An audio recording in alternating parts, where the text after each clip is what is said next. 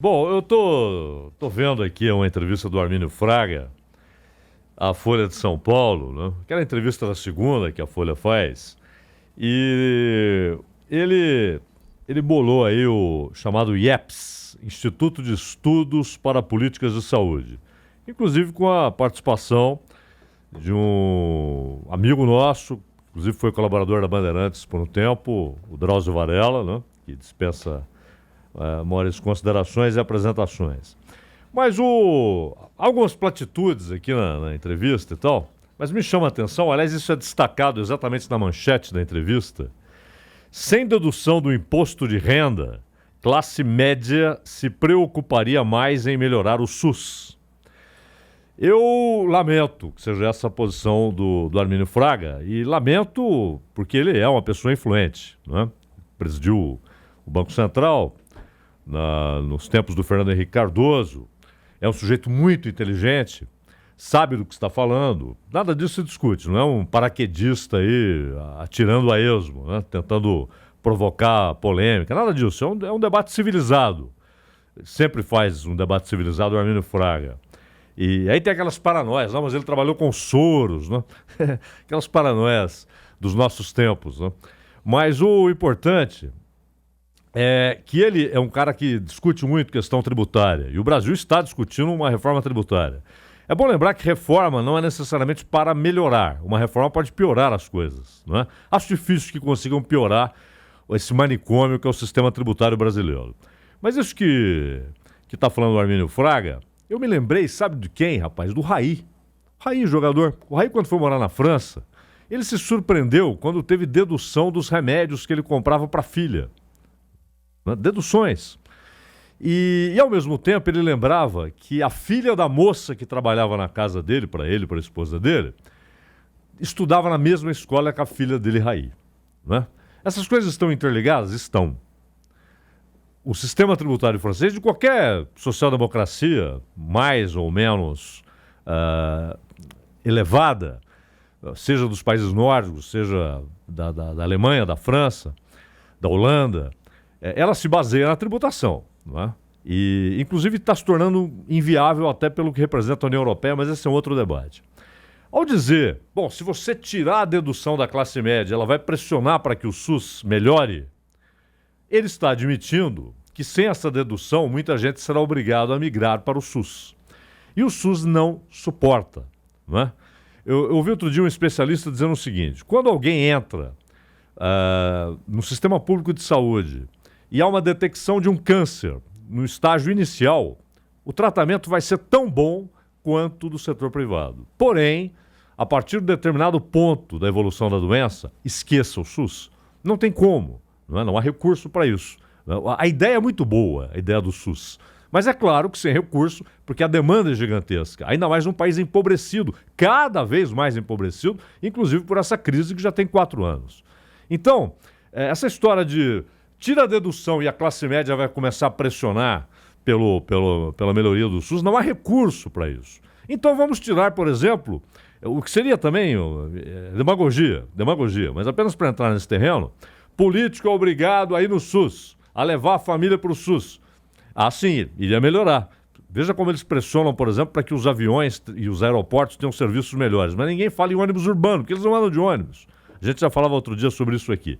Então, isso me lembra quando aqui em São Paulo começaram a dizer, olha, vamos usar mais o serviço público de transportes, deixem os carros nas garagens, usem os ônibus, vamos colocar pedágio no centro. Adoram pedágio, adoram tudo que significa arrecadação, né?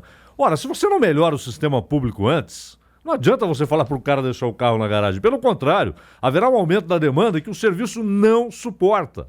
Da mesma maneira, o Serviço Público de Saúde não suporta um aumento. E o interessante, Zaidan, dentro do que você está falando, é que recentemente o Conselho Nacional de Justiça criou aí uma brecha, né? Porque já não tem mais o auxílio moradia, auxílio alimentação, assistência pré-escolar, exatamente para conceder o auxílio saúde aos membros do Poder Judiciário. Claro, é isso mesmo. Quer dizer, o poder público, ele usa os recursos públicos à vontade, todo mundo lá tem plano disso, plano daquilo, ajuda disso, ajuda daquilo, já tivemos até como é que chamava? Auxílio paletó, né?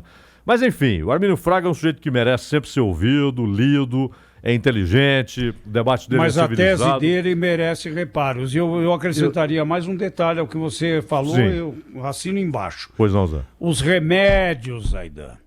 Os remédios. Não se pode deduzir remédios e todo mundo sabe, principalmente na faixa etária acima dos 60 anos, Sim. que muitas vezes o preço dos medicamentos supera até internações hospitalares. É verdade, é verdade. E só um último pormenor. Aliás, o José falou sobre isso. Então é um erro essa proposta do Armínio Fraga. E é uma proposta também do Paulo Guedes, hein? O senhor Paulo Guedes, ela fala, aí as pessoas não precisam ficar procurando papelzinho. Quero lembrá-lo que o fato de haver dedução faz com que o consumidor se torne um fiscal. Porque ele exige o recibo. Se não tiver dedução, o cara não vai exigir recibo. Claro. Não é? O contraponto do Armínio Fraga, aqui só para finalizar o debate, é que ele fala da judicialização da saúde no Brasil. Por coincidência, eu ouvi há 10 dias um advogado que é professor da King's College em Londres e é também da Escola de Direito aqui da Fundação Getúlio Vargas, o Otávio Ferraz, e ele fez um estudo muito aprofundado sobre a judicialização da saúde no Brasil, que é a maior do mundo, né? Aliás, a gente tem algumas posições de primeiro lugar em rankings que nos preocupam bastante, em que vira uma coisa meio translocada, em que um remédio que você tem um similar, que é mais barato e que dá acesso a muito mais pessoas, quando aparece um experimental que custa 10 mil vezes mais, a justiça acaba concedendo, que acaba privilegiando um em detrimento de tantos outros, enfim. Então, o problema é que as distorções do sistema, e a judicialização é um deles, elas não podem ser resolvidas por uma solução como essa da dedução do imposto de renda da questão da saúde. Quer dizer, você tratar a regressividade do sistema tributário brasileiro, porque os mais ricos têm direito à dedução, porque são aqueles que pagam, de alguma forma, pagam o sistema privado, tratar a regressividade por uma solução que contribui para a formalidade do sistema de saúde não funciona. Você tem que tratar a regressividade pelos dividendos, pelo patrimônio excessivo, pela herança excessiva, enfim. Aliás, ele defende mais tributação, ou tributação sobre dividendos. Ricos, exato. Então, mas só que os mais ricos, né? É bom a gente estabelecer isso, viu, Thaís? Os mais ricos são quem? A classe média. A classe média, final, que é a que paga. A classe média acabou virando a mais rica, é isso que eu estou dizendo, né? Assim, a gente chegou numa situação de calamidade fiscal tão grande que a gente está buscando corrigir as distorções, não por aquilo que causou o problema, né? Não foi a dedução da saúde que causou o problema, tanto da distorção tributária quanto da regressividade. Mas nos últimos 30 anos, a classe média foi a que mais perdeu renda. Claro. Não é? Houve um período muito bom em que os mais pobres conseguiram uma ascensão. Lembrar também que a gente considera a classe média quem ganha 3 mil reais em casa. Exato. É o padrão brasileiro. É uma forçação de padrão brasileiro. Terrível, e quando ele fala que é bom que o país tenha uma classe média, para ser uma coisa uma condescendência, não, é fundamental, não é bom. Não é?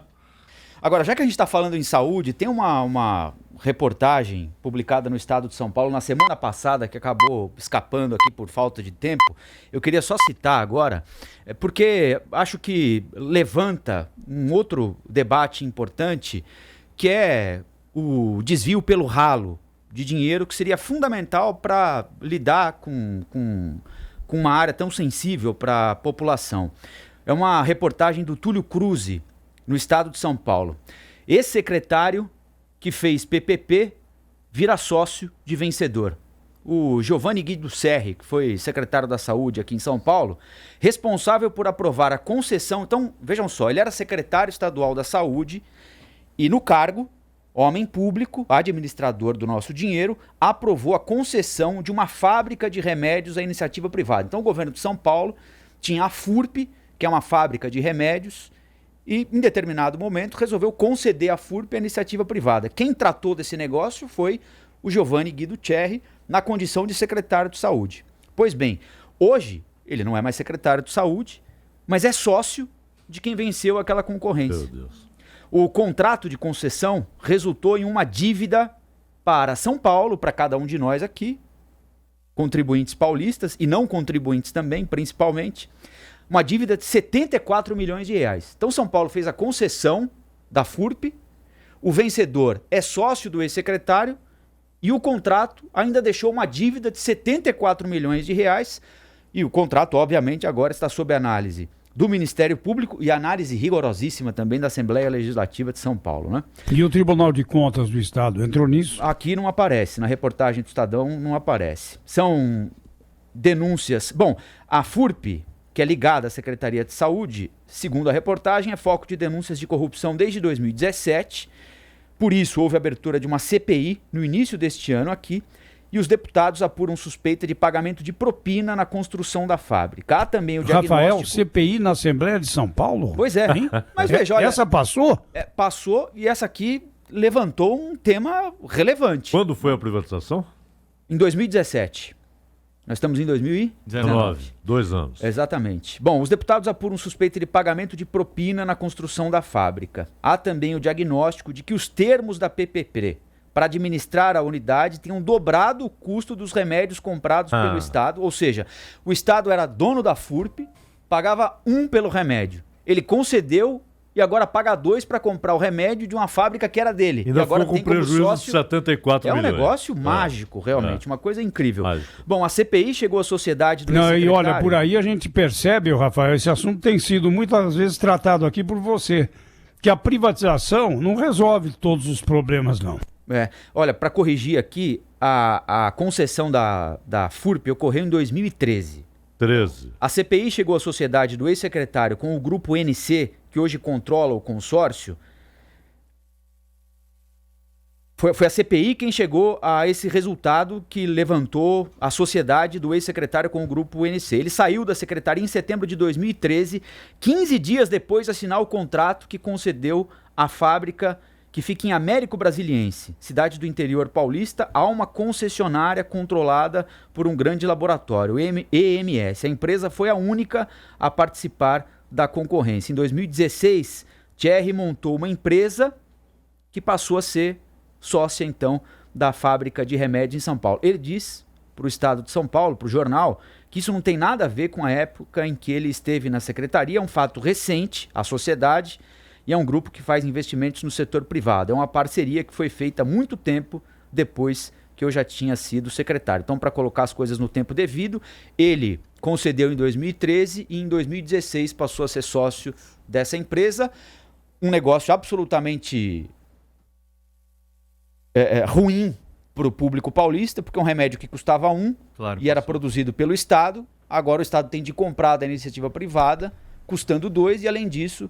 A negociação gerou um prejuízo aí de cerca de 80 milhões de reais para o Estado de São Paulo. Mas a FURP também não conseguia atender, né, Rafael? Temos que considerar isso também. É muito bonito. A empresa do Estado, sim, mas estava produzindo, estava atendendo a demanda? Não. Melhor do que agora, né? Ou mais barato do que agora. Porque... Sim, mais barato, mas não tinha também. Sim, mas agora não tem e custa o dobro. Então, não sei qual é a vantagem aí, né? Não, e outra coisa... independentemente do que ele está dizendo, você não pode dizer que o cara foi desonesto e tal. Não se sabe. Ele está dizendo que não há relação, que depois é que ele se tornou sócio. Uma haja coincidência. Mas você tem de ter alguns parâmetros, não é? Olha, é a velha história lá da mulher do César, né? Tem de parecer honesta, né? Não basta ser. O sujeito estava na secretaria na época dessa transação, não pode depois se filiar a essa empresa, porque é óbvio que vai cair a suspeita sobre ele. Né? Aliás, vale ressaltar que César se divorciou.